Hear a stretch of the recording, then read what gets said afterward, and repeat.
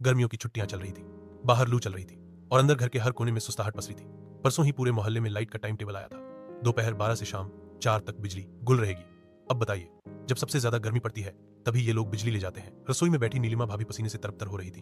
पास में ही संध्या भाभी आटा गूंथते हुए बोल पड़ी, भाभी जी, इतनी गर्मी में गैस के सामने बैठना तो जैसे तपस्या हो गई है।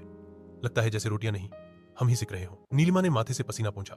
सही कह रही हो संध्या, ऊपर से हमारे राजकुमार लोग एसी में बैठे बैठे हुक्म चलाते हैं, एक पानी तक नहीं पीने उठते। हाँ भाभी। और फिर बोलेंगे दाल में नमक कम है, सब्जी गर्म नहीं, रोटी थोड़ी और कुरकुरी बनाओ। इसी बीच मम्मी जी आ गई। क्या हुआ बेटा, फिर से कोई कुछ कह बैठा क्या?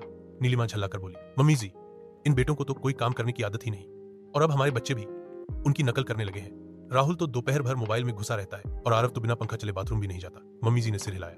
समझा, बुझाकर देख लिया, अब तो कोई नया तरीका अपनाना पड़ेगा। और फिर वही हुआ जो होना चाहिए था। अगले दिन मम्मी जी ने ऐलान किया, आज से दोपहर के खाने की व्यवस्था हम सब मिलकर बारी बारी से करेंगे। हर दिन कोई एक पुरुष सदस्य खाना बनाएगा, औरतें आराम करेंगी। ये सुनकर पूरे घर में जैसे भूचाल आ गया। राजू, जो अभी अभी गेम खेल रहा था, चौंक गया।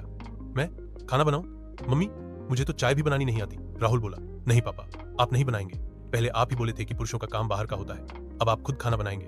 पापा जी मुस्कुराए। बिल्कुल बेटा, अगर तुम लोग किचन से भागते रहोगे तो हम क्यों पीछे रहे। फिर शुरू हुआ मर्दों का मास्टर शेफ शो। पहले दिन पापा जी ने दाल बनाई, ऐसी दाल जिसमें नमक था ही नहीं, सबने मुंह बनाया। दूसरे दिन राहुल ने रोटियां बनाई, पहली कच्ची, दूसरी जली, तीसरी गोल नहीं त्रिकोण निकली। तीसरे दिन आरव ने सब्जी बनाई, उसने समझा सरसों के तेल में सरसों का पेस्ट डालना है। सब्जी ऐसी बनी जैसे डॉक्टर ने पर्चा दिया हो। 3 दिन तक कुछ भी न खाए। घर की औरतें हंसी रोक रोक कर रोती रहीं और मम्मी जी ने कहा, कोई नहीं बेटा, मेहनत की है, यही काफी है। पर 3 दिन में ही राजू, राहुल और आरव सब समझ गए। चौथे दिन सबने माफी मांगी।